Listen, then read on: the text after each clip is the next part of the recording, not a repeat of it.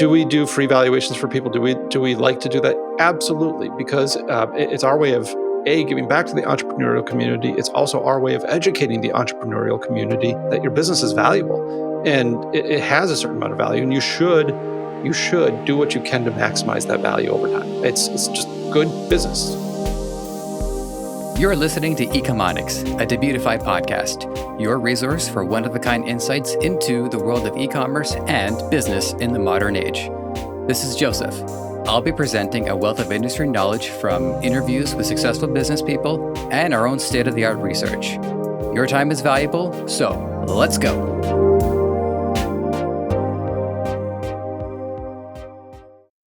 Mark Daoust of Quiet Light Brokerage opened up my eyes to a whole other realm in the e-commerce world, the business of buying and selling businesses. Thankfully for us, Mark knows full well the trials of our pursuit, and for that reason, his business is geared for our needs. Regardless of what you have in mind, keep, sell, acquire, or leverage, what you'll learn today will come in handy, no doubt about it. Mark Daoust, it's good to have you here. Welcome to Ecomonics. How's it going today? It's going great. Thanks for having me on. Thanks for being here. I should give credit where it's due. You are the second of two referrals from a previous guest, Stephen Pope. So for that, I'm very grateful. And again, just want to let the audience know we're all about that referral. So feel free to, if anybody refer yourself if you haven't considered yourself yet. Feel free to come on the show and feel free to tell your friends about it. We're all about growing the show and trying to really get the biggest perspective that we can on the e-commerce world. And we're going to all corners of it. And we're exploring a unique corner today, which Mark is the expert on. So first question to get us going, as always, is to tell us who you are and what you do. Sure, absolutely. So my name is Mark Daoust. I'm the founder of Quiet Light Brokerage. We are a business advisory firm for internet-based businesses and business owners who are looking to exit or be acquired. We've been doing this for 14 years. I started as an entrepreneur in the online world and sold my own business, which opened my eyes to this space at the time. This was, again, 14 years ago, actually 15 years ago that I sold my own business. So for the past 14 years, we've been helping business owners prepare, plan, and execute an exit, ideally in a way that benefits them in their specific goals, right? Rather than trying to push somebody towards the exit doors, try to help them really identify what those goals are. So we have a tilt towards e-commerce that's a little unintentional. We do have a really good SaaS team as well and content team that can do that. But I'd say right around 65-70% of what we do is in the e-commerce realm. So we have a lot of familiarity with this space. Mm-hmm. And now you said that you had sold your business 15 years ago. Was that also in the e-commerce world, or was it No, textiles? it was content. My Okay. experience in the e-commerce world, I bought 5-6 years ago now. I acquired a group of e-commerce businesses, really just to get a sense, because we were doing a lot of e-commerce here at Quiet Light. And I bought it and learned pretty quickly that I'm really good at helping people sell their e-commerce businesses, but I have zero desire to run them myself. It just isn't for me. The logistics aspect of it wasn't really fun. That kind of broke me. I'm not a logistics guy. So I'm service oriented. That's who I am, much more so than some of the other key skill sets that I think play well to an e-commerce business owner. I would bet too you have like an inclination for networking, because a lot of what you're doing is you're connecting two different parties together, an interested buyer and an interested seller, and then a lot of these connections are coming through your brokerage, so you're getting an opportunity to meet different parties throughout. Absolutely. So it's networking. It's doing deal analysis or business analysis is a big part of it, and then also I think just being able to connect people. Not just making an introduction, but being able to set the parameters for a productive conversation between two people. And I think that's one of the key elements that we have done at Quiet Light that works, right? Why do buyers prefer to buy from us? And how does that benefit our clients or sellers at the end of the day?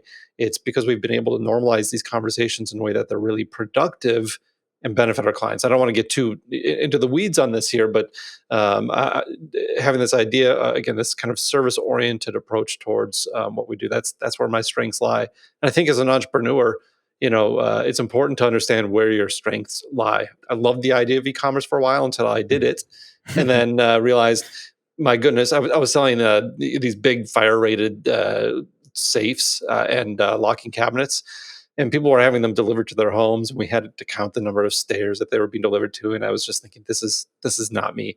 I am not this sort of logistics guy. It, I can do it. I just don't enjoy it. It was a chore, and it was a year of running that business where I was like, I'm done. It's just not worth it for me. Hmm. Okay, well, next question I have chambered is to get into how the business model works from the perspective of I'm going to put myself in the position of a buyer, maybe in the position of a seller. But before I do that, I want to know about the safe store a little bit. So, how exactly did you guys come to decide to deliver safes? Because those are pretty heavy. Yeah, well, I didn't. So it Okay, was fair, somebody else. fair. It was a woman who came to me to sell her business. It was frankly too small for our firm, but I was interested in them because it was a small price. It was a good opportunity for me to try my hand at e-commerce. And what I really liked about it had a lot of legacy authority in the SERPs, and this was, 5-6 years ago, where that was definitely a lot much more important. Still important today, but back then that was kind of the creme de la creme. And I looked at this and thought, boy, there is some raw clay here that I can shape and mold into something really incredible. So that's how I got into that. And yes, you're right. They're big, they're heavy. I'll tell you, the first moment I knew I was completely out of my depth, I changed to a free shipping model, because and I figured out all the math. I did everything I needed to do, and then I got my first order, and it was somebody in Alaska, and I realized that I did all my modeling for the lower 48. And so I had to call the guy and I said, "Hey, I'm sorry." And he just laughed. He said, "I thought it was too good to be true." I'm like, "Yeah, it is. I can't ship you a safe to Alaska for free shipping. And the cost was ridiculous." So, yeah, you're right. It was a pain. Yeah, I have to admit I have a bit of well, not a bit. I'm quite a nerd, and I have my own like cartoonish mind. So I was expecting you to get a customer and be like, "Yeah, I tried to use this to catch a roadrunner, and it just didn't drop quickly enough." So Yeah, I mean, it literally it was the sort of thing where we had to inform our customers, check the safes when they arrive. If there's any damage, let us know right away. So they had to check all around because these are big things, right? And they move around, they knock around, and they can get a chip in the paint. And again, you had to ask, do you have a lifting dock if it's a commercial place? If it's a private residence, do you want this brought into your office? If so, how many stairs do you have? Because we charge by the set of stairs. Do you want this door side? And it was really, really difficult. I also learned that I have a special hatred for Magento as just a platform. And I'm sure this is just me trying to wrestle that into shape. But it was a good experience though on the balance. Again, I ran the business for about a year. I didn't lose money on it, but I did end up selling the business a year after because the amount of money I was making on it was not worth the work I was putting into it. But the education I got in this space was mhm. phenomenal, and it was a really good step in my journey as an entrepreneur to again discover, where are my strengths, what do I enjoy, what do I not enjoy as Mhm. well. So good experience overall. Mhm. Okay, I only have one more question for it, and then I promise we'll move on. But were you ever contacted by someone who had their safe broken into? No, thankfully No. no, Okay. no. Okay. So they worked. That's good. No, the safes were great. The safes Yeah. were great, but again, I'll tell you. I know we want to move on, but another moment that I knew I might be in trouble. One of my main vendors and one of my best vendors, frankly, was a guy in New Jersey who would handwrite his invoices to me.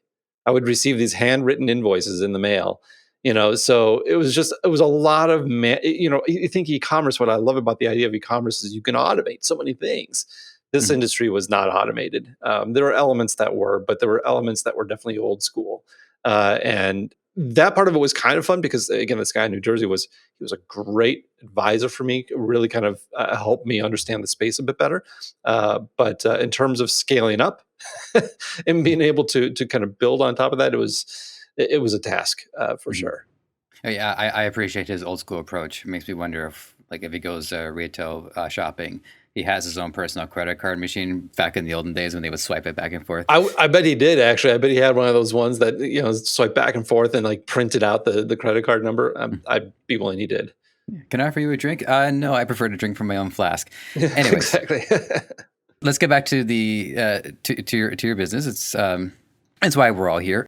So I set up the question for you prior, but just to refresh your memory, I want to frame this as how this works exactly. So I'm looking at a business, I'm interested in buying it. Question B, I'm looking at interested in selling a business. How does this break down?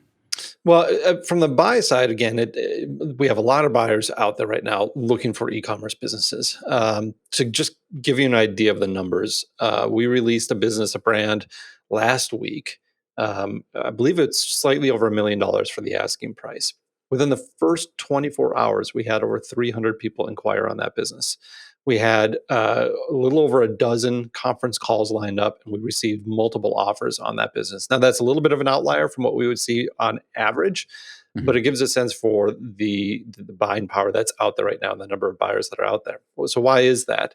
Well, I think buyers are increasingly seeing the e-commerce space as viable and less risky than it's historically been. It's a nice return on investment relative to where you're going to see other returns on investment. Um, Plus, with the virus, with lockdowns, everything else, Mhm. the world of e-commerce has only benefited, with some few exceptions.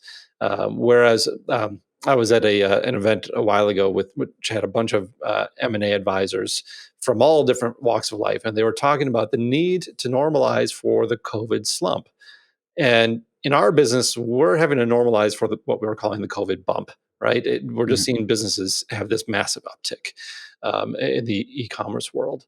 From a seller standpoint, and, somebody who's potentially selling, I think the takeaway I would start with your audience and with you would be that most people who are running e-commerce businesses don't really have a concept for what the value of their business might be, right? Mhm. The fact that their business is valuable at all. I think a lot of entrepreneurs, online entrepreneurs, we look at our businesses and we see them as money in, money out. And that's the value that we see, forgetting that the business itself has asset value. And what I would like to compare it to would be a dividend paying stock, right? So if you play the stock market at all or invest in equities, you might buy an equity for $30 a share, $50 a share, $100 a share because it pays a good amount of interest or dividends rather on that stock. But we don't think of that just in terms of the dividend payouts. We also think about it in terms of the asset value of the equity. Well, the same thing holds true with your business. Your business has asset value. What that is up for question and investigation. And once you start to understand that the business itself has asset value, you can start to maximize that value. This is important on a few levels.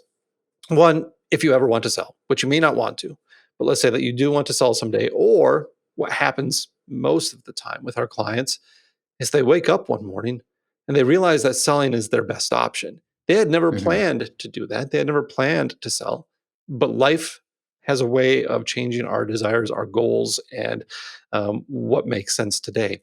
So, if you've paid attention to the asset value of your business, you now have a business that you can sell and take some money off the table. Second of all, having a business that is valuable and has asset value, it's part of your overall net worth picture. And in addition to that, having a business that is valuable is often a really good business to run as well, for a lot of variety of reasons. So I've just downloaded quite a bit there. I don't know where you want to take the conversation from here. I want to make sure this is useful for your audience. But from the buy side and sell side, people are waking up to the idea that these businesses are valuable in and of themselves and more than just money in, money out machines. Mhm. Yeah, we could take this conversation in a couple of different directions. And one thing to keep in mind with our listeners is that we do these episodes for an hour, but the amount of information that is out there in regards to this far exceeds an hour. So it's always important for listeners to use their discretion and decide if this is something that they want to continue looking into. I recommend they do, and I make that recommendation, which basically everybody that we talk to, and I mean it each time. So that's just one important distinction. So yeah, one thing that actually came up, and this is not one chambered, but something I was wondering about as you're describing, I guess what the personal experience people are having. They're waking up. There's an emotional side to this too. And I want to frame this in a way that doesn't. I just don't want anybody to sound like they're being the bad guy in this, because you would think that if someone was in a position where they want to sell something and they're almost like they're exhausted by it, or they're emotionally drained by it, that might be used as leverage against them. So what do people need to keep in mind to kind of be clear-headed about it and make sure that they are making the correct decision when they want to part with their business? Oh, that's a great question. And Nice. you're absolutely 100% correct. The emotional side of it plays a big role into it, right? People often sell because they are emotionally done with a business and they realize that they've taken it as far as they want to take it. That might be the most common reason why people sell. And it's something that's kind of difficult for those on the outside to understand because you think you have this great business and we know how hard it is to start a good business. Why would you ever Mhm. sell it? That being emotionally done is important. Is what drives a lot of people to sell. I mean, so how do you not have that work against you at the end of the day? I think is kind of where your question is going. How do you make sure that that leverage isn't working against you? And it goes back to what I was saying before. If you understand the asset that your business is valuable from an asset standpoint, and you work to make it valuable, the market will help prop that value up. The example I gave of a business that we or a brand that we launched for sale a few weeks ago with 300 inquiries in just a short amount of time is an example of that. With multiple offers, we were approaching 10 different offers on that business. Buyers don't have the luxury of knocking down that price because there's other buyers waiting, right? You Mhm. do get sort of an auction effect that starts to take place there, or at least leverage on the sell side, and that's important to have. Conversely, if somebody is emotionally done with their business and they either haven't prepared or they wait too long, what can happen is the trends of that business start to suffer. Financials start to go Mm. down, the revenues start to go down, the gross profit margins start to go down. They expose themselves to risk. The business becomes less efficient. Whatever the case may be, there's all sorts of things that can start to creep in once that burnout starts to creep in. And now you don't get 10 offers, right? You might get 300 people inquiring, but they won't necessarily be as interested in buying that business. Now, at Quiet Light, what we do quite a bit of is when we look at a business or somebody who comes to us and says, "Hey, I'm thinking about selling," we'll take a look at the business and try and prepare them. Say, here's what we think the market's going to do. Here's what we think the value is. More importantly, here's what's really great about your business from an exit standpoint, what buyers are going to love. And here's what buyers are going to be like, I don't know about that part of it. Right. That gives the client or the entrepreneur, the business owner, the opportunity to say, I think I want to fix these things. I think I want to fix these things that maybe buyers are not going to like so that I have more pricing leverage. But the caveat there, the asterisk, is it takes time. And so if you're burnt out, if you're done, and you come to us and we say, hey, buyers are going to love these aspects, buyers are going to trip over these things, and it's going to take 10 months for you to work on this, you might have that question of, do I have 10 months left in me to actually work on this? Do I have that energy? And then you have to make that decision. So there's two questions that I have that I want to raise based on what you're describing here. And the first one is about being proactive. Let's just say I have a business and I don't actually want to sell it, but I kind of want to antiques roadshow it, where I would want to bring it to your attention and just to get a sense of it. Is this something that you would be willing to do for people to give them an idea of how they can get their business maybe prepped for selling down the line, or just out of curiosity? Or do people have to have like a certain commitment level before you are going to, because it's your business, right? You do need to keep the lights on. So how do you deal with that situation? No, we love to give people a check in value of their business, and I've been very public in interviews I've given in the past, and I'll say it right now. People ask me sometimes, "When's the best time to sell my business?" My answer is never. Ideally, you own your Mm, business for the rest of your life. I'm not going to push you to sell your business. It's yours. I know how hard it is to run these things. I know how hard it is to get traction. But at the same time, I also now know how important it is to know the value of your business. So I'll ask you this, Joseph. Do you sure. know, you don't have to tell me the amount. Do you know how much is in your checking account right now? Yeah, I can ballpark it. For the record, I do transfer most of my money into my savings. Okay, and again, I don't need to know the specifics. I just want to go through this exercise because we Okay, know the fair. values of our different assets. You know how much is in your savings? Yes, no, you know about that. If you have other assets like a car or a house, you know about what's in that. If you have investments, you know basically what the value is there. Do you know how much your business is worth? And when we go through this exercise with most entrepreneurs, they know how much their 401k or their retirement account is worth. They know how much their home is worth. They know how much their car is roughly worth. They know how much they have in their checking and savings account. But one of the most valuable assets they own, their business, they don't know. So just know this is a long answer to a short question. I apologize Mhm. for that.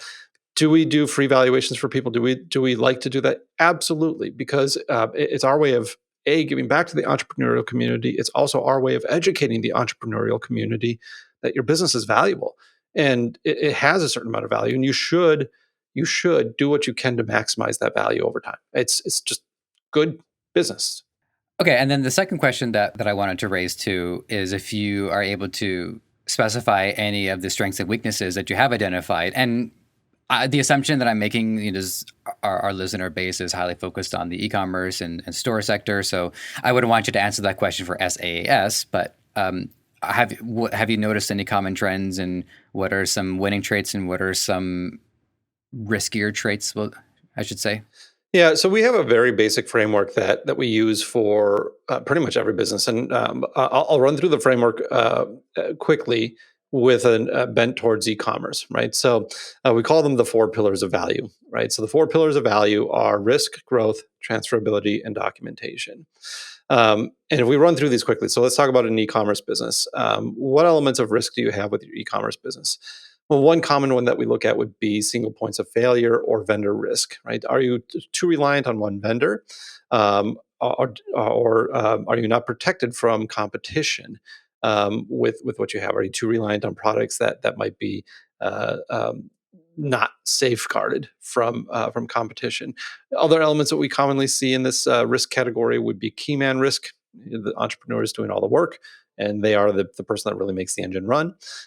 So that's one element that we look at. Gross profit margins play into that as well. If you have really thin gross profit margins, that's an element of risk as well. So again, on the risk side, single points of failure, too much dependency on one vendor, too much dependency on unprotected products of some sort, key man risk, gross profit margins. That's just off the top of my head. Mhm. Growth would be the second pillar. And by the way, risk, obviously, the higher the risk, the lower the price of your business, right? So if we have to discount the business for risk. Growth is going to be a positive influence on the value of your business if we can point to a lot of growth, and we look towards historical growth first, as a business in a growth pattern, but also other patterns within the business. So sometimes we can see businesses where, hey, every time I add a new product line or a new variation or these certain things, my revenue grows by this much, right? So we have a pretty clear product development cycle. We know how to build this. We can grow the business this way. We also look at other untapped opportunities, such as maybe you're on Shopify only and you haven't added to Amazon. Is that a possibility? And can we add there? Or vice versa as well, and other channels. The third pillar, transferability, we kind of go back to that risk of key man risk, or other dependencies, or maybe vendors that won't transfer to a new owner. But the basic concept here is, can a new owner come in and run your business? Yes or no? If they can't, or if there's a really steep learning curve, or it's really difficult to do, that's going to have a negative pressure on the price of your business. And then finally, the documentation. And we could talk about this one all day. I won't, because I don't want to bore your audience to death. But just having proper finances in place, having a good bookkeeper or CFO. I'm a big advocate of CFOs for larger businesses. Making sure that you have your SOPs documented with your business, and making sure that just the different elements of the business are on paper somewhere, or you have recording of key metrics.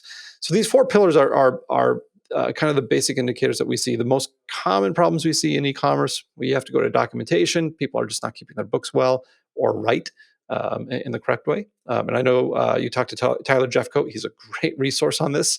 Mhm. Great guy. He'll get your books in order for sure. And the other elements that we see would be not protecting the product lines, or being in areas where competition can easily undercut your main revenue source, which is the products that you have. Mhm. I just had this mental fantasy in my head of all of these different businesses, such as yours and such as Tyler's, and I almost had this vision of like a digital Main Street where somebody can take their portfolio, their business, and go to all of these different organizations to have different needs met, to have their accounting met, to have their valuations met, and I'm just going to stop there because that's just me picturing something very nebulous in my head. Well, I'll it's a good thought, and I'm sorry to interrupt, but it's a good thought because I think I come from the online entrepreneurial world, right? The first business I started, I coded in my bedroom, and I made I launched it, and next thing you know, I was making money. So I get this idea that we can bootstraps and really pull ourselves up by our bootstraps and get these pretty impressive things started. But there's an entire world of support services out there for businesses that are really, really useful. And so if your audience takes one thing away from this call or this podcast episode, it would be to waken up to some of these services out there and to understand that they do add value. Outsource CFOs like Tyler's are really good. Having a good attorney who can protect some of your intellectual property is really, really important as well. So these outside services, this Main Street that you talk about, take a walk down it. It's worth taking a walk down it. So, of what you brought up out of those pillars, and interestingly, I did want to say that one of the questions chambered was asked about the 4 pillars, but we managed to just transition into it organically. So I'm just patting myself on the back for that one. But the key man, that one stuck out to me because that's an issue that I can see myself having. I don't have an e-commerce store yet, but with all these people that I talk to, it is hard to resist that temptation. So with the key man, in specific, if you have like particular stories of this happening, I would like to know is how something like this is resolved, like how someone is able to transfer their knowledge and their skill set to one other person. Do they delegate it so that if one person is doing the job and then they split it into maybe 5 or 6 people who can do the job? So this one is just something that I would love to know more about if there's anything else you can share on that subject. Yeah, absolutely. So I think it starts with understanding whether or not your skill sets are really unique to you, right? It kind of starts there. And let's assume that they're not, because for the most part, business owners aren't. We like to think that we're the best at what we do, but oftentimes we're just kind of hitting par, right? If you're replaceable, then it becomes a matter of identifying what you do in the business, and that's as easy as journaling and putting down what am I doing on a day-to-day basis. Am I answering customer service emails? That can be done. Am I doing logistics and ordering inventory? That can be done by somebody else, so on and so forth. So that's where it starts. Is if you're replaceable, then document what you do, and then a business can be sold pretty easily with that. Where we run into problems is when an owner has a particular skill or something that is above and beyond just a replaceable part. Relationships would play a big role in this. I talked to a e-commerce business owner who was selling hats. I won't get into the specific type of hats that he had, but he was selling hats. And everything about the way he set up his business was relationship based. His vendor was a guy that he had known since like high school, right? And was getting a sweetheart deal with him. And, he had family members running different parts of his business. And he also had just a particular eye for what he was doing. That becomes a little bit more difficult to replace. Another example would be this was years ago now, 6 years ago, 7 years ago, a company that was selling old software, so outdated software. It sounds a little bit odd, but they would find old seats of kind of legacy software, and they were really good at finding and sourcing these old unused seats. I won't get into the details of the business model because I don't remember specifically. I'd have to go back and research it. But they had a particular skill set in finding these pieces or these old seats. And that was something that wasn't as easy to replace. And so that's where we run into problems, right? So what do you do in that case? The best situation is if you can bring somebody in and start to train them in what you're doing to be able to show that it can be done by other people, is really the advice that we give to somebody. Or conversely, you can go into an exit with the understanding that you will stay on board for a period of time, to be able to train that owner in sort of your skill sets and apprentice them into that, or somebody that they decide to bring on board. Those are really the only options. Key man risk can be a real problem with businesses if you have a particular skill set that doesn't transfer very well. Yeah, and I'm not asking a question with this, but I just wanted to make a point about it too. It's just because this person, his business is hinging on a lot of his personal relationships that he's built over the years. That's a lot of. I can see them taking a lot of issue with him, or even if they don't like have a problem with it, you can understand how that might affect his friendship with these people or the connection that he has with his family. So yeah, that's something to look out for. Yeah, no, I mean, what happens if the buyer that comes in doesn't get along with them? right? And then you have to ask yourself, are there backups? When we talk about this risk factor, a lot of it is, do you just have backups? I had a situation where I was selling a business that sold uh, mobile cribs for like nurseries, right? And it was about a week before the close, maybe 4 or 5 days before the close. We were at the point where we were transitioning vendors. Well, about 80% of the products are being sold from one vendor, and very rare that this happens. But they reached out to the vendor that they wanted to transition, and that vendor said, "Yeah, I was actually going to send you an email. We are discontinuing your program with you. You have to remove our artwork within 48 hours." Right? And so we're like, "Oh my goodness, this business is destroyed because such a large percentage of the sales were coming from this one vendor. So what do we do?" Well, that business owner had done the right things. He had a backup relationship in place. And so within 48 hours, he had switched over to the backup vendor. Now, it wasn't his vendor of choice, but he was able to transition to this other vendor. We delayed the deal by 3 weeks to be able to see what the numbers looked like, and the numbers sustained really, really well. And so we were able to get that deal done. That saved the deal. His foresight to have a backup vendor made the difference. So I went off on a bit of a tangent there, but this idea of mitigating your risk with backups is one of the key mechanisms that we preach. Mhm. Oh yeah, and I wouldn't worry about tangents or anything like that. For me, this is all just new information for me, and I'm hanging on to every word. So if I'm enjoying it, I expect the same in my audience. Um, I do want to shift gears because I wanted to ask about the term due diligence and its relation to business. My guess is over the course of the last half hour, we've managed to dip in and out of it, but I want to give it like a specific moment here within our episode is because it's given a lot of respect, just from the sense that I get from having done prep and having a research and looked at your website. There's a lot of credence to the due diligence. So, what is it in relation to your business, and how do you put this into practice? Sure. I mean, due diligence is just making sure that you're checking everything that you should be checking, right? So for buyers, due diligence comes in two phases. There's discovery due diligence, and then there's verification due diligence. Discovery due diligence is just learning what you need to learn to make a good acquisition or make a good decision. And on the sell side, this is when you talk about the dynamics of a deal. This is areas where things can break down a little bit because as sellers, as business owners, we listen to the buyers that are looking at acquiring our business, and we often wonder, like, why are they asking all these questions? Oh my goodness, how much do you really need to know? Are you thinking that you're going to compete against me? Because I'm telling you everything. From the buyer Mhm. standpoint, they're saying, hey, I'm ready to stroke a check for 6 figures, 7 figures, 8 figures. I'm going to know everything about your business before I do that to make sure I don't, lose my investment.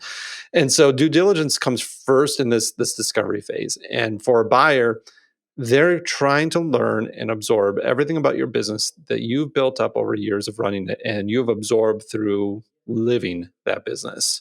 This institutional knowledge or this experiential knowledge that you gain running your business. A buyer is going to try and absorb as much as they can and hopefully get some insights maybe that you don't have into your business as well, to ascertain, is this a good investment or not. So that's the first stage of due diligence. The second stage would be verifying that everything is correct, because like it or not, not everybody is honest with what they represent. Sometimes we kind of tilt facts in our favor, but more often than not, where you run into verification issues are just honest mistakes on the part of business owners. They think that they've represented something fairly, but the numbers were wrong, or they think that their books are in order, but they actually forgot about this, that, or the other thing. And so a buyer is going to look at your books. They'll take you at your word when they make an offer. But before they write that check, they're going to verify every last bit of the process or every last detail that they've seen, and verify that you haven't left anything out. That's a big part of this as well. Is making sure that in their discovery they didn't miss something or you haven't been hiding something. This can set up a tension in the process. It's one of the deal dynamics that we work out hard, and having an intermediary like ourselves, I often argue where we earn most of our money is in helping bridge this gap and this disconnect between a buyer and the seller. The buyer saying, I need to know, and the seller saying, why do you need to know all this? Right. And how can you bridge that gap? And that gap is this big kind of amorphous blob of due diligence. But when you break it down, it goes into these two simple categories of discovering and then verifying. And I imagine too that all it takes is a story or two just to remind people, why this is important. You relate to them. Look, let me give you an example of how, and by the way, I don't want to have to get one of those examples out of you, but I can just imagine that you have a lot of evidence to back up the importance of doing this for the buyers and the sellers. Absolutely. I mean, first of all, from the sell side, the first thing that I recommend to my clients, or I try and advise my clients when they're going through this process and they're getting exhausted, and make no mistake, it is exhausting, and the tensions do run high towards the end of a lot of deals because you don't want, again, you constantly see the goalpost shifting, or at least that's the perception, right? I've already answered 100 questions. Why do I need to answer another 50, right? And you've already asked for this information, and you're asking for it again. Like, what is going on? So I often try and explain to my sellers, a thorough due diligence is good for you, because what you don't want is you don't want that buyer 3 months down the road to have something negative happen with the business and say, hey, you hid this from me, or you Mhm. didn't give me enough time, or you pushed back when I asked for this information. I think there's something more nefarious here. You get in that situation, now it's messy. Now it's really, really messy. That's much worse than going through kind of a painful upfront due diligence. And on the buy side, I mean, look, yeah, I can point to a lot of examples of people who didn't do their due diligence properly, who didn't go through and check things out. We have had situations of dishonesty, all the way down to literally forged statements. Bank statements, literally forged PayPal statements. We've uncovered some of these. Amanda, one of the members of my team, she was working on a deal. It was going to be about $4.5 million. We were a week away from closing, and she called me and she said, "Mark, there's something about this that doesn't seem right." And we talked about it a little bit. She said, "I'm going to just check into a few of these things." And she went in to verify some of the PayPal transactions that were being shown, and we found out that the PayPal transactions were invalid. How you get that Mhm. little confirmation number? She called PayPal and said, "Can I don't need to know everything about this transaction. I just want to know, is this a valid transaction?"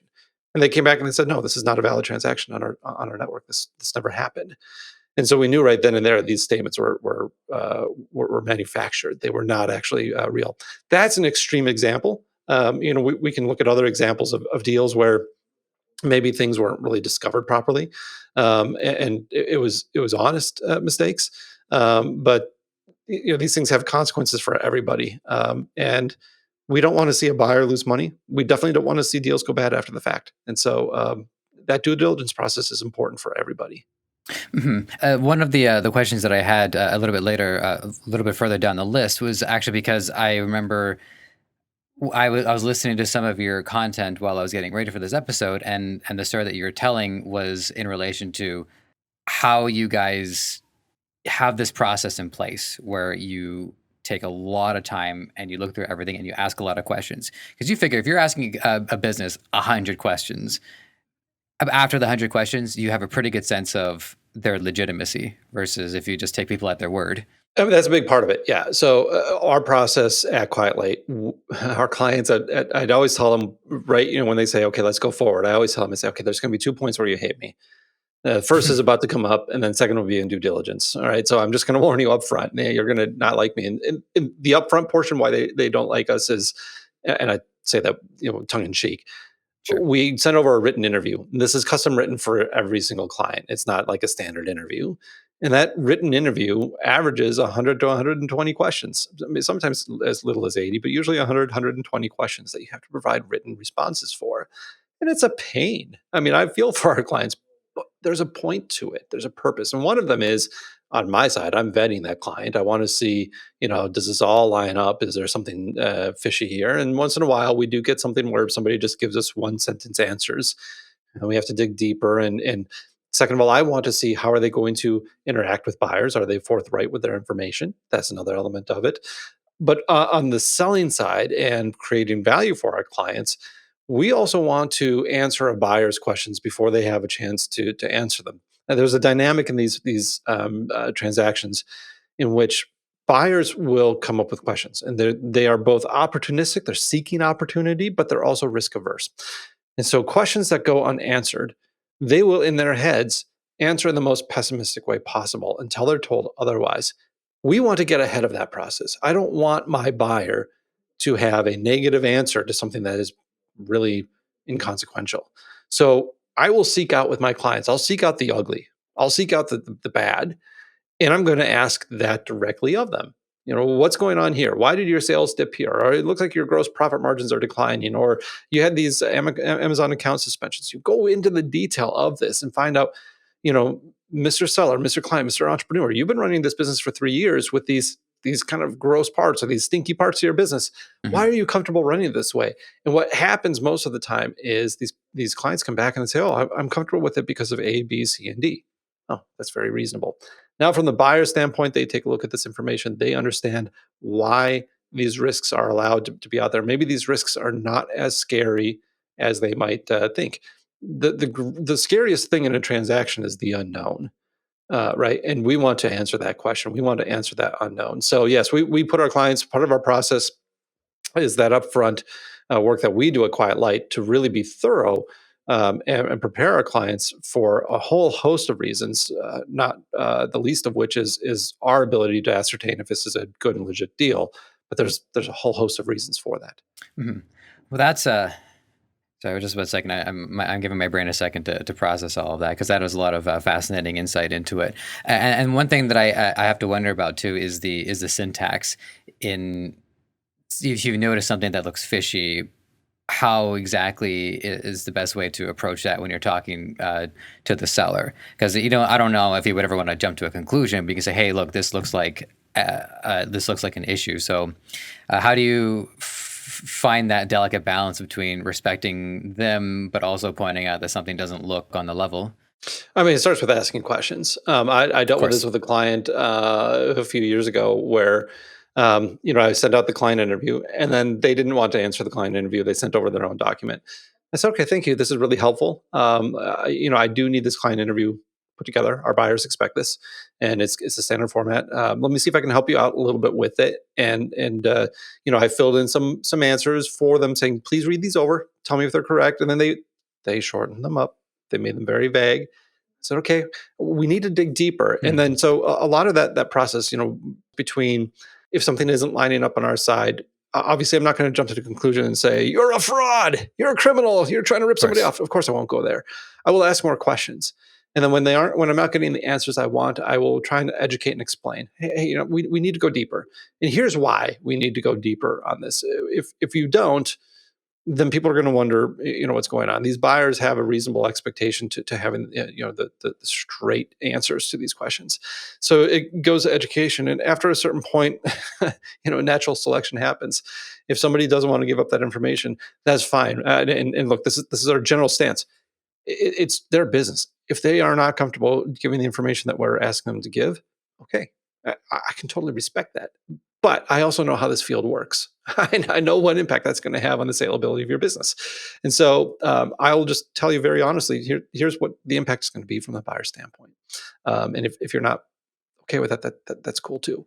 So what happens eventually is either people give us the right information that we need, and the right depth of information, and everything checks out, or it doesn't. And if they're just too shifty on the questions, they'll go away. Mhm. So fraudsters, I mean, we have been fortunate in the quite a while to not have anyone who has been fraudulent. I can't say that we have 100% success rate, especially at the beginning of our company, as we were learning a lot of this, but it doesn't happen. It's too much work. Mhm. It's too much work for a fraudster to use Quiet Light. Yeah, I will say that's the one thing I admire about the position that you're in, is because you have your if there was a more appropriate word than leverage, I would say that, but I'm just gonna have to go with leverage. But you have your leverage, you have your history, you have a backlog of success. I can see why there's never going to be any hesitation on your side to do your due diligence, not just to protect the buyer, and not to protect the seller, but protect the whole website as a whole. So as far as the motivation goes, there's no reason there can't be anything holding you back. So yeah, I just wanted to say that's one thing I admire about how the business model really protects you and justifies your motivation to move forward with it. Yeah, I mean, we've built a lot of we've built this business on reputation. Everyone that works as a broker at Quiet Light, we're all entrepreneurs. The vast majority of us have bought, sold, and started our own business. That plays into a big part of it, right? Because I don't work as much on the front lines anymore as my team. but they've been there. They've bought their businesses before. They understand why that buyer is asking those questions, and they've also been on the sell side, and they know how frustrating it can be. And so there's a lot of empathy on going both ways there, Mhm. but also a hesitancy to take on anything at all that we think is not going to pan out, because A, we don't want to ruin the reputation that we have. B, again, everyone's entrepreneurs, and one thing you can say about entrepreneurs is we tend to be fairly efficient with our time. We're not going to waste our time with something that's not going to pan out in the marketplace. So if a seller is not going to be forthright with answers and not give enough detail, again, I can totally respect that, but I will also be very honest with them and just let them know, hey, this is not going to work. I'm not trying to tell you to do something you don't want to do, but I'm just going to tell you how the market reacts to it. So, fortunately, Mhm. I'll be honest though, it's not common. It's not a super major issue that we have. Most people come into this knowing that they have, that they're ready to sell. They've been prepared well to sell, and the vast majority do a great job with that interview, as painful Mhm. as it is. Mhm.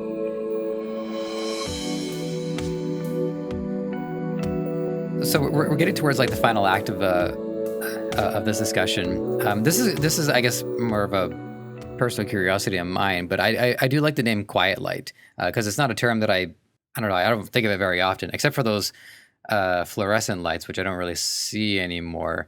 Lights tend to not be known for the noise they make. So is there a story to the origin of the term Quiet Light? There is a story. I mean, it works on multiple levels. It's how I see. Well, first, I'll start with this. It has religious significance to it. So that's I was actually in church when I heard the phrase first stated, and I love the phrase. I think it signifies quite a bit of where I like our position to be. Right. My background before I started Quiet Light was going through the sales process myself, and having the sense of, here's this advisor who has not gone through the pains. He did not stay up late with me as I was building this business. He didn't go through the difficult decisions I made that got this business where it is. And here I am entrusting him with a big part of one of the big chapters of the life of this business. Quiet Light, one of the elements behind it is that we're advisors. We're not here to tell anybody what to do with their business.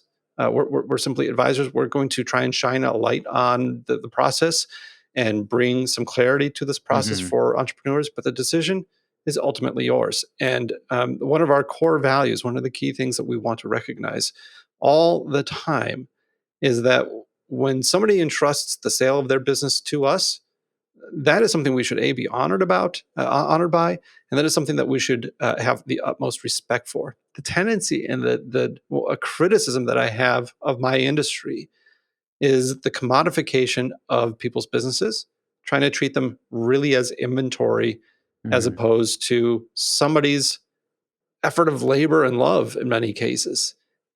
We can't lose that sense, I think, as an industry and as a company for sure.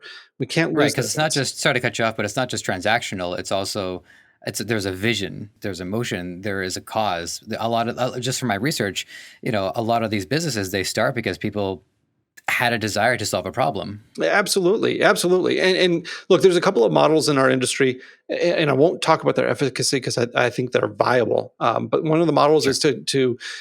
to kind of make the process of selling a business kind of like an assembly line, right? We go through the valuation phase, and then we go through the prep phase, and then you have your person that's going to talk to buyers, yada yada yada. And the idea is to scale up and do as much volume as possible. Fair enough. I'm not going to again talk about the efficacy. I think there's an effectiveness there to it. I Mhm. highly prefer having somebody who is a skilled entrepreneur and has been through this process before. I want them to walk through with our clients that process, both emotionally, but also as a clear advisor during that process. So yes, the name has significance. It's indicative of how we see ourselves in the process, and really the role that we want to play, and also the positioning where I will give my clients advice. Sometimes it's hard advice. Sometimes it's advice that's going to encourage them to go a certain direction. But I will never disrespect the fact that it is their business. And even if you come to me and say, "Hey, look, I want to sell my business, and if I get an offer for $750,000, it's a done deal." And then I get you an offer for 800,000, and you come back to me and say, "You know what? I've decided I don't want to take it." Am I going to be disappointed? Yes. But am I Mhm. going to be mad at you? No. It's your business. You've earned that right to say no. So, and I think that's an important distinction to have.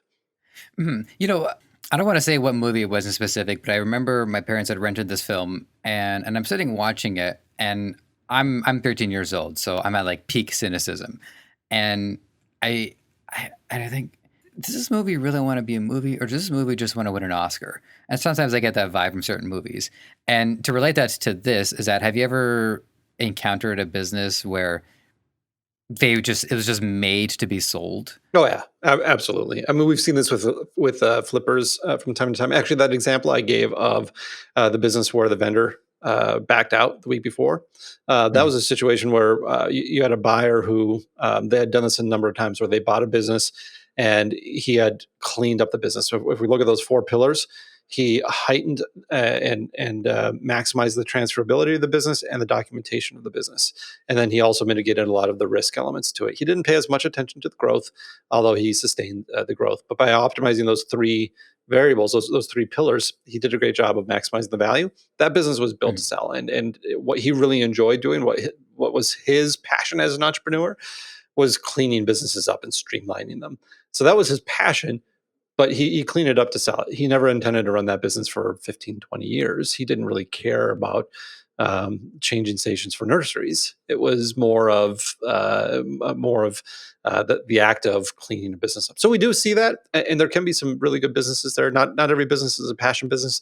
Not every business Sure. should be. I mean, you think about some of the really boring niches that are out there, and there are some really boring niches. Sometimes people's passion is business, and that's cool too. Mhm. Yeah, I see that too in some of the fields that people pursue. Like when people get into, say, IT, something that I can never get into, but they just have that knack for it, and I have nothing but admiration and respect for that. Yeah, same here. I mean, I couldn't do it myself. But again, there are a lot of people out there though that they just enjoy the act of business, and they're fairly product agnostic, and that's fine. I love it. I love watching these people. I had a client I had a client a few years ago who was selling glow sticks, and I mean, he was selling them at a massive rate. And he was a logistics genius. Logistics is something that I can't stand. I mean, I would there are so many things I'd rather do than logistics. But he told me he had to move from a 7,000 square foot warehouse to a 20,000 square foot warehouse during his growth cycle. And he told me, he said, "Oh, that was one of my favorite moments as an entrepreneur." And I'm like, "Really?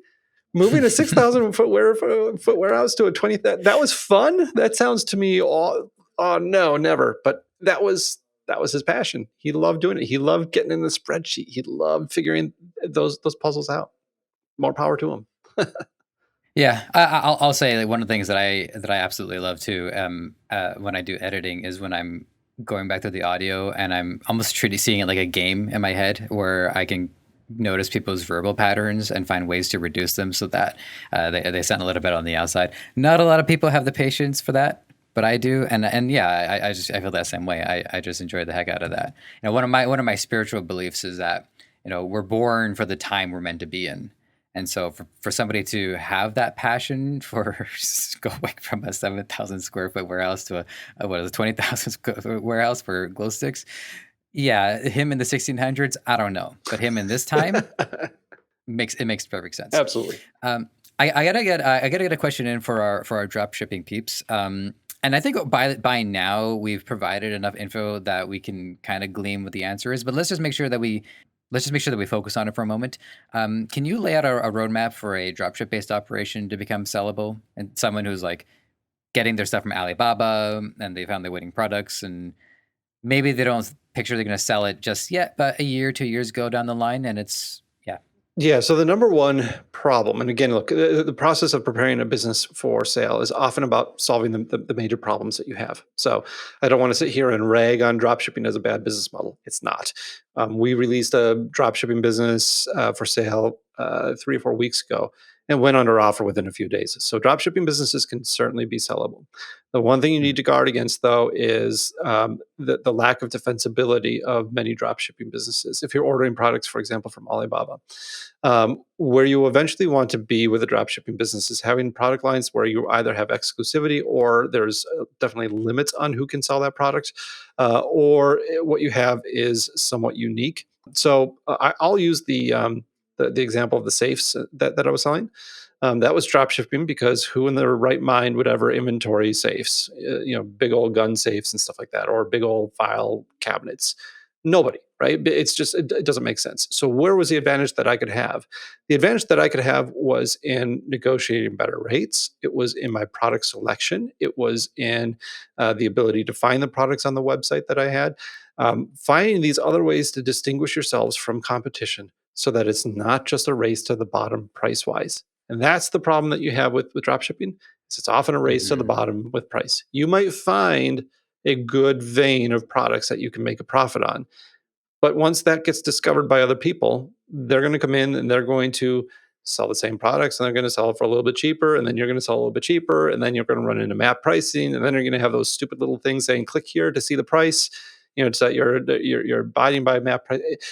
If your competitive edge is just a race to the bottom, it's going to be difficult to sell. Buyers know what happens next. So it's all about the defensibility of what you built, and trying to set that up so that somebody looking to make an investment and pay a multiple of your year's worth of earnings can look at that and say, I can make business money on this business for the next 3, 4, 5, 10 years because they've done a great job specializing in XYZ. Furniture businesses are a classic example. So I've seen furniture businesses that specialize in just modern furniture. Right. And so that's kind of their appeal. We have a really nice, unique selection of furniture, and we've gone out. We're finding products that are kind of exclusive to us or very hard to find. So that's where you want to find your protection. Hmm. Yeah, and also too, one of the recurring themes throughout talking to a lot of drop shippers is that dropshipping tends to, and feel free to write in and prove me wrong, podcast at debutify.com, but it tends to be them mining the raw resource. And then once they've gotten that, they branch out and they find different uses for it. And if they want to evolve their business, they tend to move towards white labeling, or they even move towards self-manufacturing, having their own distribution. So that's key to the roadmap as well, is that for your own sake, you do want to put your business into a more stable position first, because drop shipping does tend to be like a gold rush, like you say. It's, yeah, you can get a winning product, but then other people are going to head in. They got their pickaxes, their TNT, and they're ready to go as well. Yeah, I think where dropshipping can be really, really valuable is it's the low cost of entry to find what the market wants. But then from there, I do think I didn't want to go here because I don't want to discourage dropshipping necessarily, but I do think one of the best paths that you can take is when you find that vein of products, that niche that plays really well. Find out why it plays really well, and then maybe move to private labeling. But then even evolve a little bit beyond that to say, okay, we're private labeling. We know that customers really like X, Y, and Z about our business, but they have a problem with A and B. So Mhm. let's iterate on this and let's create something that nobody else has. And now you're in a position where you have a very unique product that's super defensible. That's kind of the creme de la creme of what we're looking for in e-commerce, what buyers are looking for. Again, you can sell things that in a drop shipping model and still have a very defensible business. Furniture is a great example of that, right? You're not going to necessarily create your own furniture lines, so it's not always possible with every vertical. But if you're selling smaller products and you're using it as that market discovery option, iterating is a great option. It's a really good way to build out a business that is highly sellable. Mhm. Yeah, and thank you for your discretion as well, because you said you didn't really want to go here. But as a motif on the show is that we've talked to some people who are pretty darn are pretty darn honest about this, and so it's more important that we get to that, because we don't want there to be any illusions about what goes on in the business. So for that, I just want to give you my thanks. Also, again, because you brought up the safe, that just opened up my cartoon mind again. Just the idea of like a robber breaking into a warehouse and seeing it's a warehouse full of safes. Just, You have no idea how glad I am to be done with that business. I'll try to ballpark it, and that's as far as I can go. Um, Okay, so this one, initially, my first draft of this question was a lot more tongue in cheek than it is now, but I'm trying to exercise restraint, which is if I could just use Afterpay to buy a business in increments, and that's ridiculous. But is it actually possible to make a agreement to pay a purchase down over time, or does it have to be an upfront transaction? Yeah, that's a good question. So seller financing is what you're getting at here. Will a seller finance the purchase of their own business? Maybe a small portion, typically no, because why would you? Again, we're looking at this in terms of you have a business that's an asset, it's worth money, and that asset generates money for you. So you can continue to own that business asset, which is valuable, that's generating money for you on a kind of infinite basis. You don't know when that's going to end. Or you can take seller financing, which is now you paying me money on a monthly basis, and that's going to end someday. And I lose the value of the asset of of the business. It doesn't make a lot of sense to do that. However, from a buy side, what you can do and what a lot of buyers are doing is they're using SBA loans to finance the purchase, and that effectively does the same thing, or other private loans as well, right? So if you were to get an SBA loan, you need to put down 10 to 20% of the purchase price, and then the rest is financed over 10 years at a pretty friendly interest rate. That's a great way to do it. Again, sometimes you do see some seller financing, but it's usually maybe 20% of the deal. And remember that whole market leverage that I talked about at the beginning of the episode? That's a real thing as well. I mean, if you come in and say, "Hey, I love your business, and you're wanting to sell for 500,000, I'll pay you 700,000, but I'm paying it over the next 10 years." Well, that seller is going to look at that and they're going to see another offer that says, here's $500,000 cash tomorrow. Right, upfront. Yeah, Yeah. I'll take that.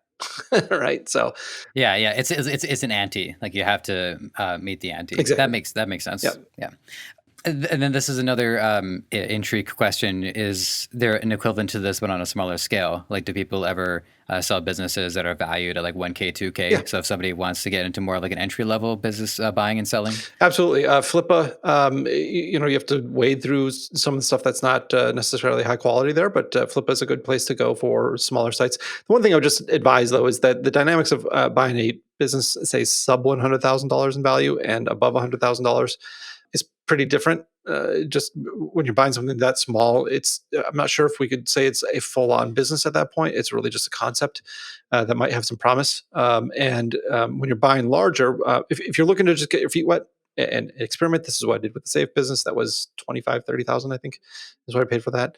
It's a great opportunity, but you're buying an education. And maybe something that can grow into something bigger. But a lot of our buyers that are doing 7 and 8 figure deals now, they started out doing small deals, just to get their feet wet and Mhm. discover and learn. So it's a great way to get into it. Yeah, I have some entrepreneurial friends of mine who are going to be really pleased to hear that. But it is important to note that it's more the education. And one of my philosophies is that I do think it's good to be small before you be big, because you can learn a lot more in the small. And so any mistake that happens when you get big will be amplified. We're getting well. It's almost time to wrap this up. So I'm just going to ask you one more question, and then we'll get our parting words of wisdom, and we'll let you go. So let's just say I was looking at the website, and so let's just say I wanted the low carb and keto fulfillment by Amazon supplement business with 23% recurring revenue. Now, I suppose this is a case by case basis, but can I go in and rebrand it, or are there any stipulations to the legacy of the operation that I have to respect?